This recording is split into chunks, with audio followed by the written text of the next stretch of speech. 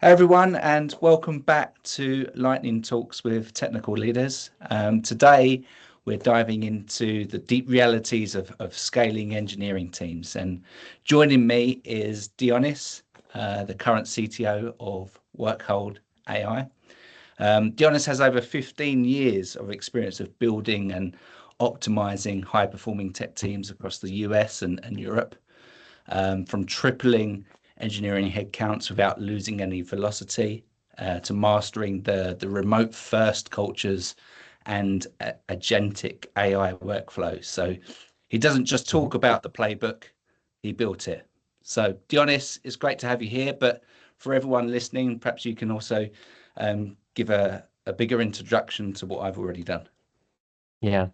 Hey, thank you so much for the warm introduction. It's very nice to hear it, and it's all exactly how you mentioned it. I can share in a bit, a bit of more stories around it and how it all ended up this way. So yeah, let's dive in. Happy Cool. to be So here. yeah, nice. So tell us all a bit about your career journey. So from where this kind of started for you to, how Yeah, you became yeah. a leader in tech. Uh, yeah, I mean the story started after moving to Germany. I was searching something on the internet and I was like, hey, Dad, look, like they told it's like this. And my dad says, like, don't trust it. Anyone on the internet can create a website. And I was like, what? Like, me as well? And I was 13 years old or something like at that age. And since then, I started like building websites.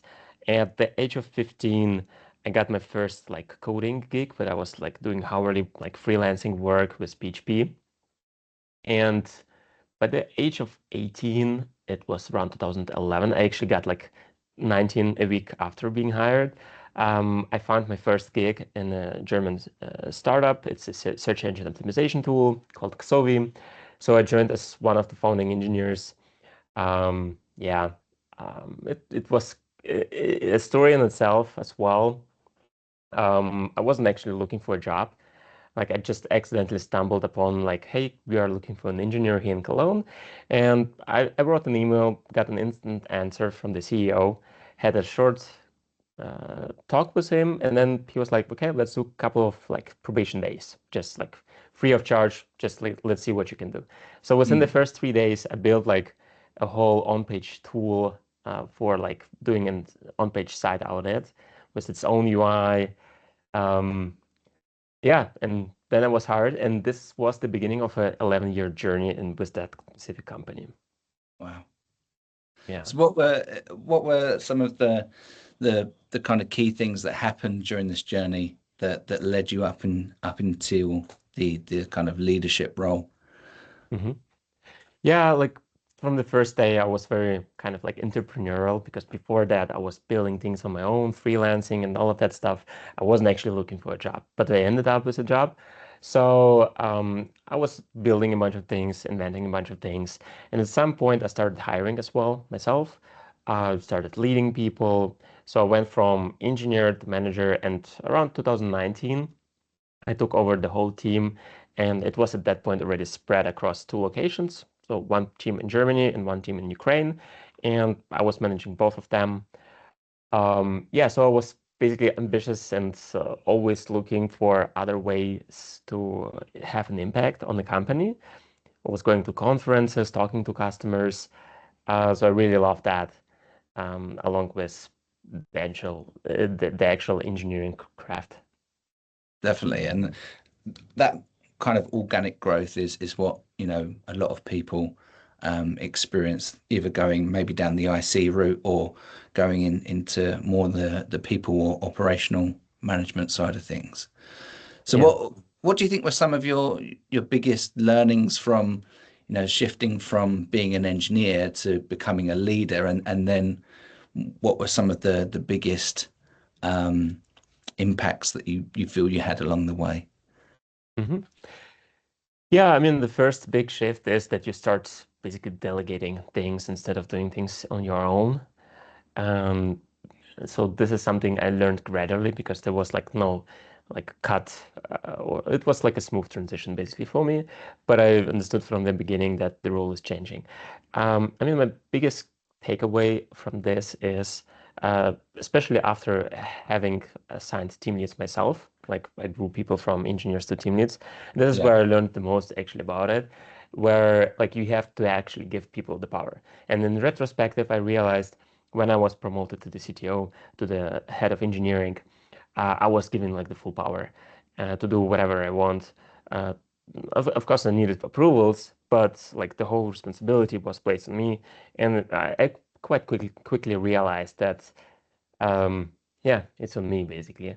And this is the same thing with team leads. Like I had multiple iterations of that. First, I had like stream leads, and it didn't work out because the people didn't have like the full responsibility and the full power. But as soon as I assigned team leads and properly communicated and give them powers, like you can experiment with processes. Like you want, like we had Kanban at that moment, Mm. and I was like, you want to have Scrum? Sure, you can try it with your team. If it works, great. We can apply it to other teams. So this is how it started, and it went actually really well. And we migrated back then all the teams to Scrum.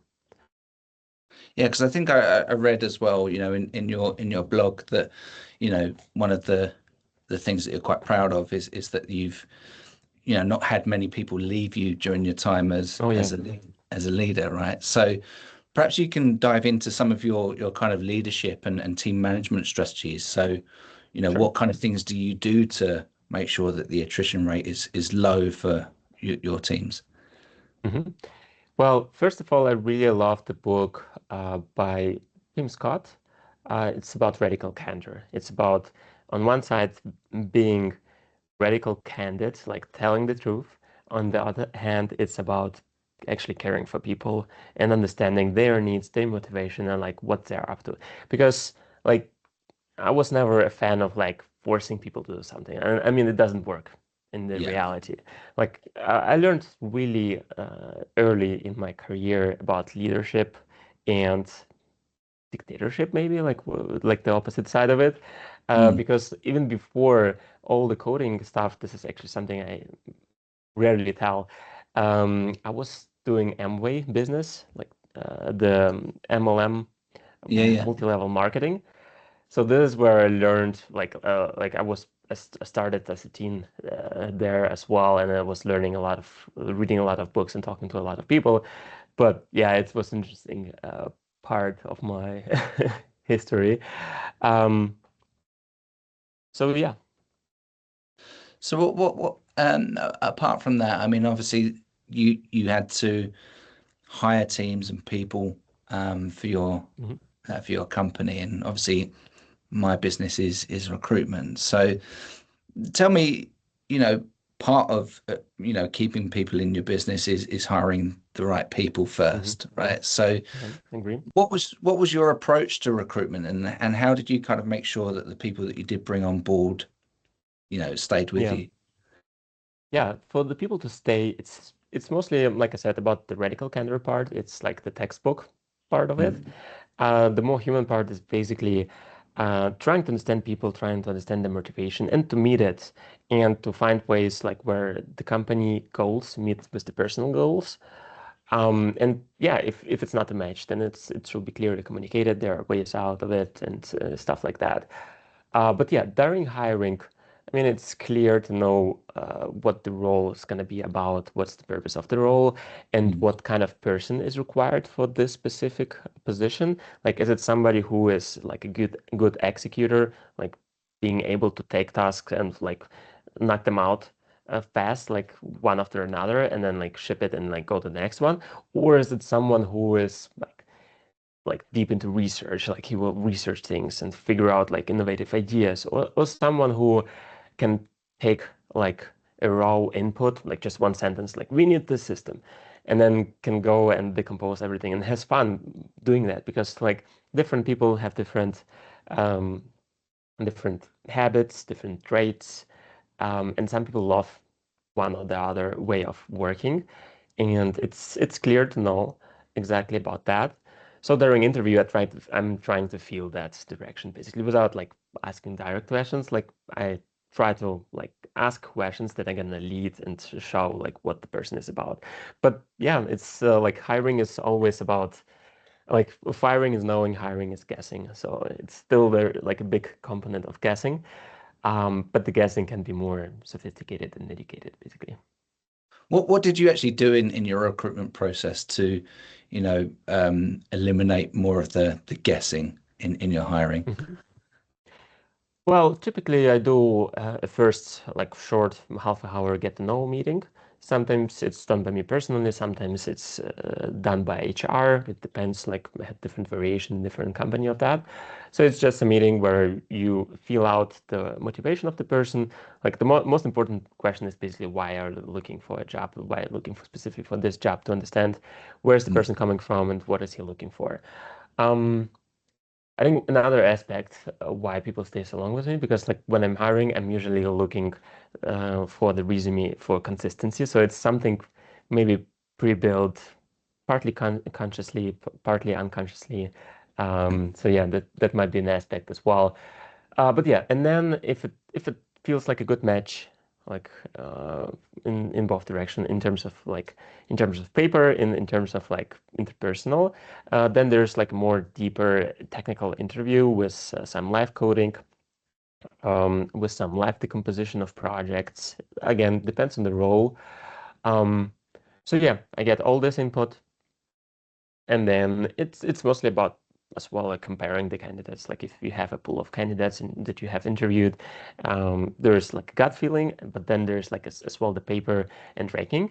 With AI, recently what changed, um, uh, a lot of things change basically. And what I did at some point, I had like different manual AI scoring mechanisms, mm, go through all the resumes even before the first interview, like kind of like a ATS system, but at that point I didn't use one. So I basically had key questions that I had, and I had like 3 or 4 different scores, like how much is the person of a leader, how much of the person is like a technical match, how like sometimes when you're hiring, you are hiring for someone specific, but you might be like, okay, like if this person is more towards this way, then we're gonna hire this for this role, but this gonna evolve in this direction, or it's gonna evolve in this direction. So yeah. I was trying to feel it as well. So from multiple aspects, like, okay, like if this person is like less mature around like monitoring and observability, for example, but better in leadership, then yeah, it's still a good hire. We're gonna just push this person towards the leadership part more, or vice versa. So there was like still a variance in candidates like when reviewing them. So there was like not a single score, but more like so at some point I was like, okay, like let's take the top 3 from this category and top 3 from this category, invite them to the interview and see where it goes from there. So and another aspect is trying to do a bunch of this Mm. in a short period of time, so you have basically a bigger pool of people that you can choose from and have like the best match from. In the ideal world, that's how I'd always like to see it work. But I guess on the Mhm. flip side, what do you think were the biggest struggles or the biggest challenges when, trying to make technical hires? I mean, there have been different times. There have been different like times where it was hard to get any like people to apply. I Yeah. think it was more around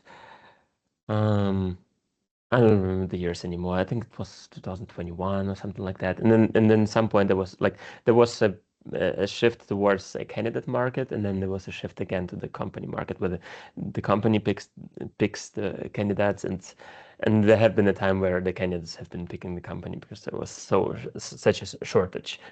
Yeah. Um, the biggest challenge, I would say it's what happens after the hiring.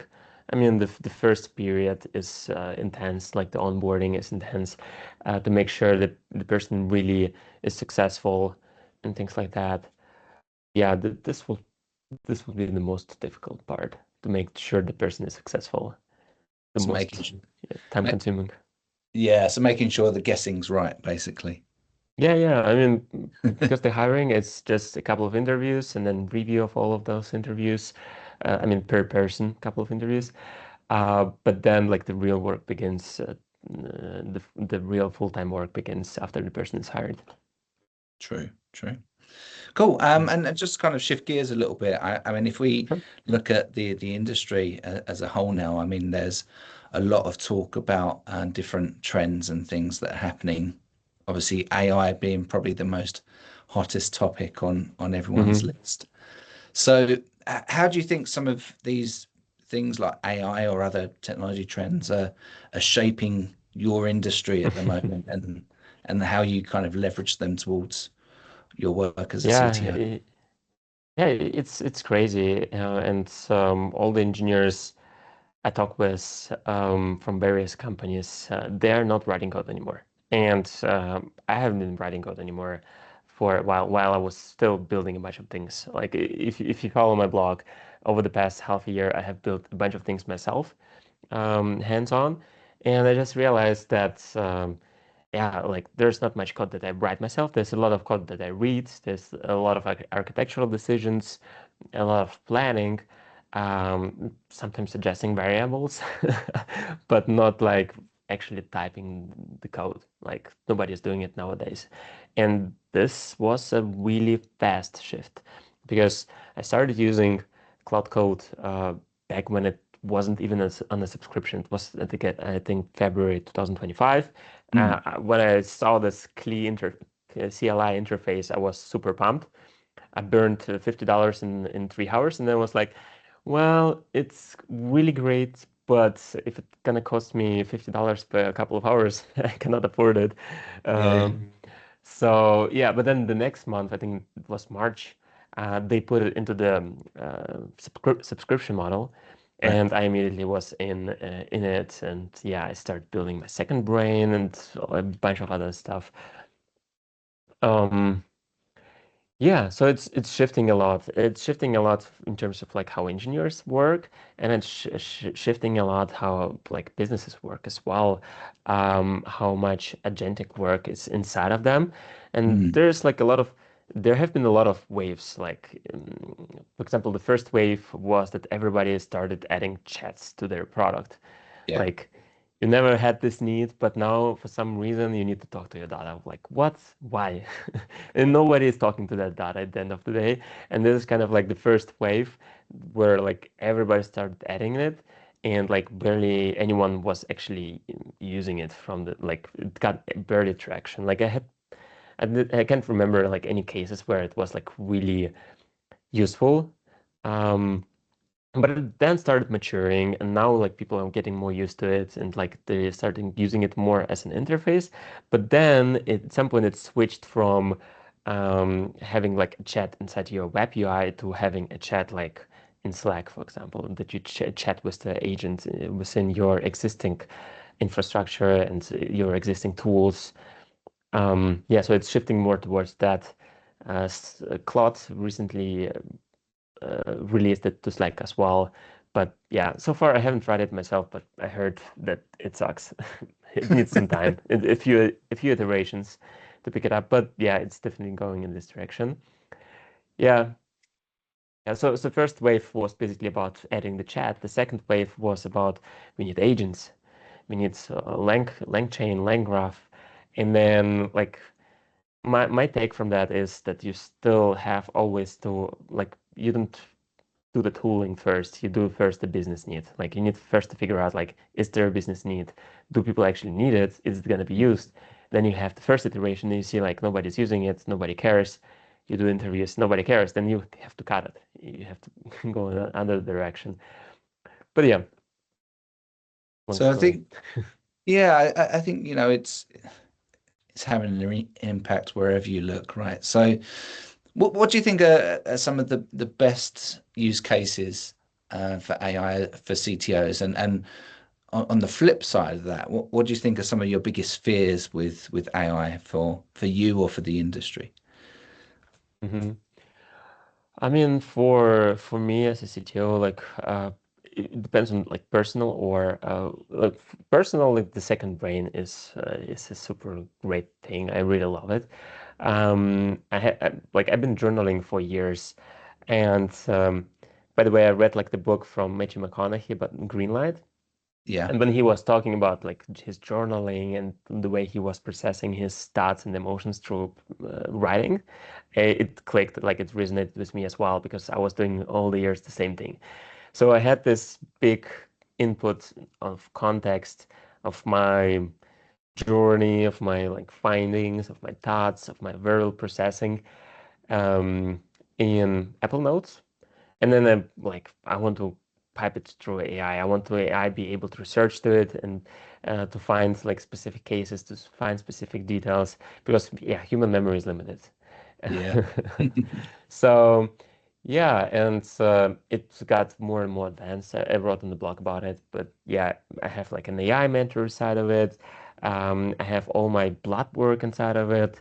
I have like pretty much everything I want to like um, that I have that I want to have the context about inside of it.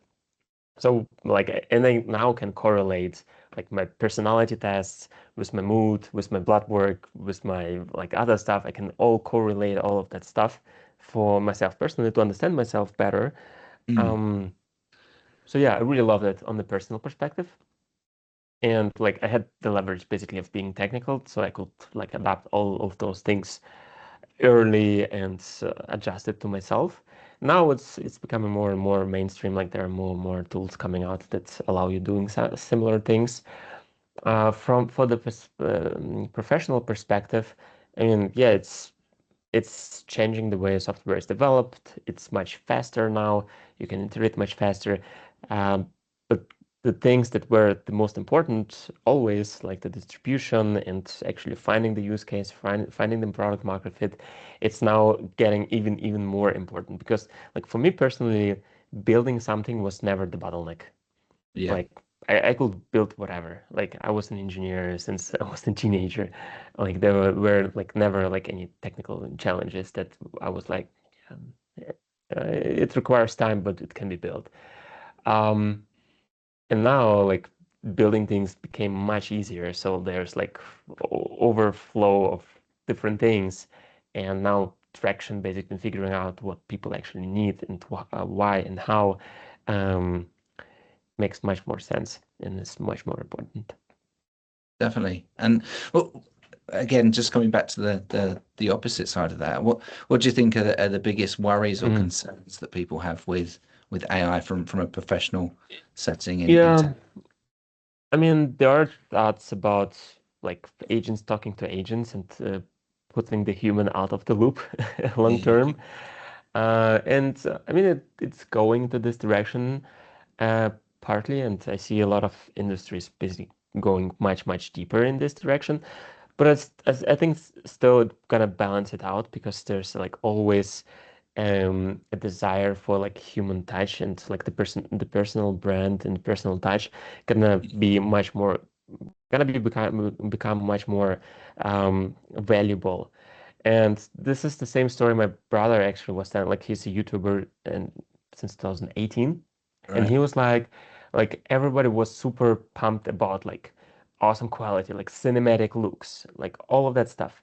But as soon as all the apps become easy and all the cameras became cheap, it Mm. it stopped being valuable. It shifted towards now we want to see like the real picture. We want to see the raw content recorded with the phone, shaky, so we have an impression of how is it really, not the cinematic picture, because now it's everywhere, it's mainstream. So I think the same gonna be in some areas of AI gonna become the same thing. Like we don't want to like those polished marketing stuff. We want something raw and human. You still like the human touch, yeah. Do you think how do you think this is going to impact hiring and the future generations of software engineers? Yeah, it's gonna be like super automated. We're already seeing it. Like it's hard to get through the ATS system because you have to write a resume then gonna pass the Yeah. ATS system, and then when it passed the ATS system, the resume still has to good look that the human then behind all of that actually likes it and wants to interview it. But here again, like it goes deeper into that. Like the interview itself can happen with AI. There are a bunch of AI tools that interview. Mm. We had actually such experiments where we still did like custom recordings of ourselves, like of the HR manager. Like she recorded herself asking questions, so it Yeah, yeah. still was human in a way, but less human than real human. But yeah, so yeah, it's getting more automated, getting more scored, and I think here again, it's shifting towards the personal relationship and connections, and again, the human touch, basically, talking to people, putting yourself out, going to conferences, building stuff in public. So it's gonna affect how likely you can be hired from that perspective. And the same way, other way around. Like if you have this huge pool, like it's automated on the other way as well. Like I have met companies that uh, offer like we automate and adjust your resume at scale and send it out at scale to companies. And we are not focused like on going super deep, but they are doing it super deep with personalization and stuff. So yeah, it's like antivirus and virus, like this like cat and mouse game where the antivirus gets better, the virus gets better, the virus gets better, the antivirus gets better. The same here with hiring. I see the same game going on basically. Do you think it will have an impact on, the amount of people that actually join the profession as a software engineer, considering that, AI can do a lot of what a software engineer Mhm. used to do? Yeah, I'm worried about that, to be honest. Like I had a guy recently texting me he's a student studying in the direction of like coding and AI and all of that stuff. And then he was Mm. asking me uh like like asking me if how I got into engineering and so he can get into engineering. I'm like, well, yeah, I started coding like 20 years ago, and like I got into engineering the way you wouldn't be able to get into engineering now. Like he was like, Everybody is expecting 2 years of experience." Like the only thing I could suggest him like go find some projects on like Upwork so you can get the actual experience. Mm. Um, but I wasn't sure if it's really gonna work because Upwork is overflowed as well. So on his place, I probably will be starting like building something things on my own, like experimenting, and then find a company that needs exactly like this direction. Like if you start scraping things, then find a company that needs somebody who's good in scraping, or if it's databases, then databases, or Yeah. like yeah. So like try and build a bunch of stuff on your own, make it public, and then make connections, go to conferences, talk to people, and that's the way to get into a job, like a more safe way to get into a job nowadays. Because simply like going and applying cold, I mean, it's gonna be super difficult, especially if you Yeah. have no experience. You're lost in the sea of applications. Yeah. But like I Yeah. say, great advice. I mean, go to these events, right? Connect with the people that, that you're interested in working for or doing work with. Probably is still an old school way of doing it, probably, but Hmm? still one of the best. Okay. I agree. Yeah, yeah. I So mean, earlier it was really important for like the roles with higher stakes. Like for yeah, engineers, it was more easier. You just go and apply to a bunch of places, and then you're gonna find something quickly. I mean, they were in demand. I mean, I haven't tried myself applying as an engineer, but I think it's like you can still get into it. I mean, if you have experience, but if you starting with zero, it's really difficult nowadays. yeah. Well, I think that the same could be applied for any level of position, right? Because I think, even further up the tree that you go, the smaller the opportunities are. So, incredibly Yeah, yeah, important that you have some kind of personal touch to it, I think. And yeah. I think in looking at that as well, I mean, anyone that is maybe aspiring to become a CTO or an engineering leader, Hmm. and looking to advance their careers, Dionis, what kind of advice do you think you would give someone? If you were to look back at your Yeah. younger self 20 years ago and say you should do this or you shouldn't do this, what would be some of the key things that you would Hmm. give I someone? mean. Nowadays, I would first ask, like, have you talked about your strategy, about your idea with LLMs and AI? Because they're gonna give you some mainstream and like the baseline, all the best practices that are on the market. From my personal perspective, I would definitely say it's if your strategy is to grow internally, take as much ownership as possible, and it's don't take it for granted that it's going to be noticed. You have to make yourself noticeable as well. So it's taking the ownership and making the ownership as well visible, and actually saying it out loud that what you want. Um, so this is partly goes into this radical candor kind of theme Yeah. where you are not just like hustling and hoping that somebody gonna notice and promote you. You are hustling, but at the same time you are telling it like, hey, I want this promotion. I want to go in this direction. Like even if it doesn't fit right now, okay, I understand that it doesn't fit right now. We don't have like a position or role open, but I'm here. So the moment the position opens or like there's some restructuring or like the team grows and you have more room for leadership, you can go up in that. Um, yeah. So yeah. It's definitely, yeah, vocalizing what you want, right? I mean, you can hustle Hmm. hard and hope to be noticed, but if you don't put it out there in the world about what you want, no one knows, right? So Yeah. I think, yeah, having that clear destination in mind, and then following the steps, but being vocal about where you want to be, Yeah. or Yeah. at My least asking. superpower, Yeah, but by the way, just forgot to add, like one of my early superpowers was creating documents and writing things. yeah, Um, it was before AI that I don't remember where I got it from, but it was kind of like the idea that you can get into leadership by um, like writing your way into it. It's part of making it transparent and visible and vocal again in mm, terms of like it's kind of like a superpower. Like it's the same thing with the blog. Like you have a blog, you talk about something, then you like, oh, I have the second brain.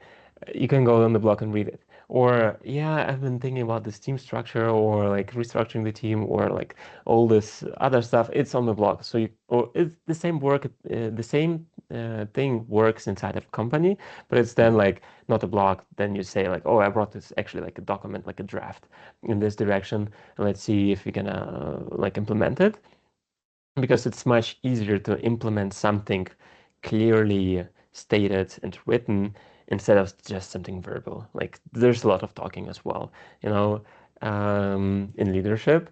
And if it stays talking, it's wasted time, like for my opinion. So it has to be as soon as possible converted into action. And for me as an engineer, the fastest way to convert it into action is to actually write it down so it's mm. clear, and then you can implement it. Yeah. I think there's a lot to be said for documenting what you're thinking, right? And then that leads into action. I've seen Yeah. that before. No, something I personally do as well. Write down a list Hmm. of goals and things for not from an engineering perspective, but from a personal perspective, the things I want to achieve. And if I don't write them down, it never happens. It Yeah. stays up here. So Yeah. Here is short comment is that it's still very personal. It depends on your traits and your sure. personality. So I did a bunch of personality tests and I know exactly this is my take. I have to do it for it to work. But I know people who are verbal processors. Like Yeah. they have to talk it out to understand it, to make it clear. For me, to make something clear, I need to sit down on my own and write it out. This is the way for me to make things clear. For somebody else, and I know many people like that, they need to talk about it. They need to talk it out. So it's not one solution fits all here.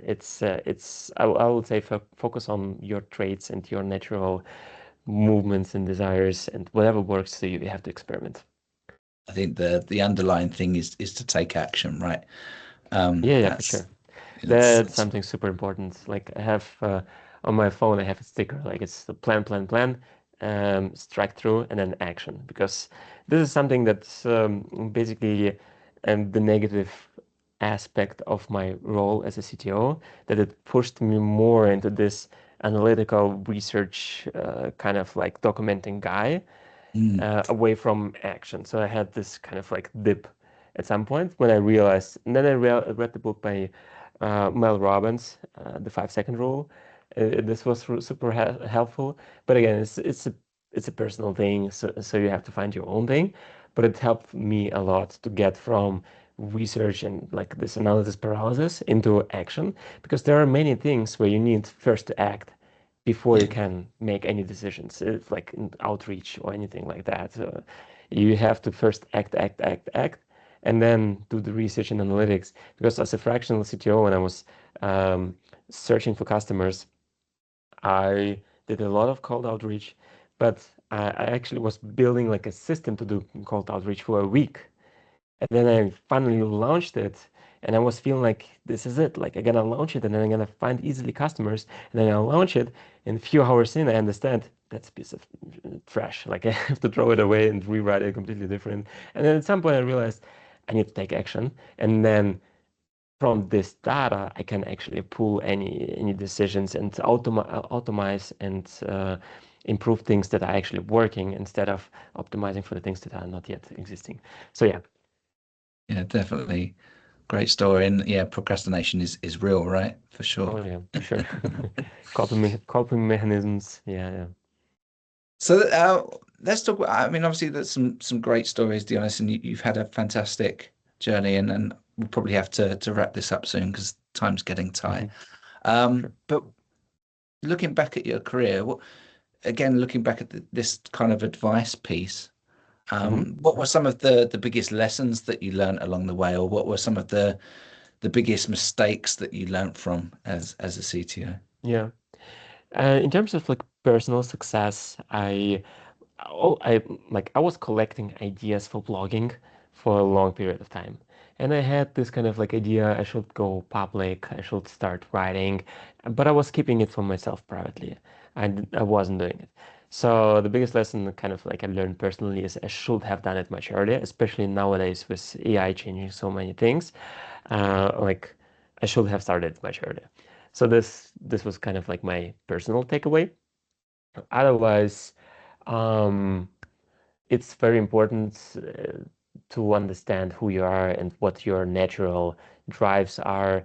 So yeah, this is well one of the reasons why I so much love the second brain, because it helps you to identify personality tests, but as well, um, it's still in like any personality test, it's a self-assessment, right? So it's you um, like that's how you see yourself. It's not how it's not the real picture. To have the clear real picture, you still have to take it into the outside world. Like there, I think I wrote about consultants as well on LinkedIn, just as a post, not a blog post, but it was kind of like in the frame that. Like yeah, again, human relationships becomes much more important, because even if AI can give you like the best practice, the best strategy, it can layer it in multiple layers. You can research every single point, like what's the biggest, like the best decision, the best action here. It cannot like there's still like humans are very emotional creatures, and like Yeah. there are like all decisions are made emotionally. And this is a statement that yeah, you can really research this statement, but let's assume it's real. So if every decision, like decisions are emotional, and when they are taken, there's still a course, like a direction where you're moving. So this is super important to understand yourself, and why consultants are so interesting, like therapists, for example. Like if you have some personal things you want to discuss, a challenge, no matter if it's about work or anything like that, it's super important to have another human and that you connect, and like yeah, people can't simply live without other people, and it's becoming more and more important. And when you have any plan in mind, and let's assume it's super excellent and research, if you have put like for example an external accountability on top of it by a human, it changes the game completely. Yeah. That's kind of like the practical thing. Like step into like mastermind groups, talk with people, set goals, like put outside pressure. Like it's very nice tool. But yeah, overall, like human judgment, it's still super valuable even in AI times. Yeah, I And think like when you have a plan and a decision, it still takes a human to continue stick to this decision, even if it doesn't make sense anymore from like outside perspective. Like AI would say, okay, like this doesn't work, let's try this, and then it will stay on the surface. Like humans can go deeper. So yeah, that's human superpower definitely. to be So do you think stubborn. then, Yeah. having that accountability then was something that you wish you would have had or done earlier in your career? Like I said, mostly like what I would done much earlier in my career is going more public more early. More early, That's yeah. the one aspect. And on the all the other aspects, I'm quite happy with everything I did and the way I did. So there's like not much that I would change in any way. No regrets. Um, yeah, no regrets. That's for Awesome. sure. All right. Well, look, I think that pretty much wraps up most of my questions. I love talking with you. I could probably talk to you for another couple of hours quite easily. Um, Oh yeah, but for sure. but we'll wrap this up. I mean, for everyone that is listening, obviously they know you as a CTO, but perhaps you can tell us something outside of the professional career. You know, what are your Oh yeah, sure. hobbies or interests or something cool about Yeah, them? yeah, I'm married. I have my daughter is starting school in the first grade in September, getting six. Nice. Yeah, something cool about me. I speak four languages. That's something that comes quite often because I lived throughout all the different countries. Um, yeah. I guess, yeah, I guess being a dad is probably the biggest Yeah, thing that you have for to sure. concentrate on. Yeah, I've got three girls, so I Oh think yeah, that's cool, cool. the coolest thing about me is, I can paint my nails at the weekend and still turn up to work on a Monday very masculine. Nice. That's a nice skill. Yeah, definitely. Cool. All right, Dionis. Yeah. Well, thanks again for joining us. And then, look, if you enjoyed this video, everyone, please drop us a like or subscribe to the channel. Or if there's anyone that you'd also like to see from our Lightning Talks with Technical Leaders, we'd love to hear from you. So, thanks everyone, and cheers, Dionis. Bye. Bye.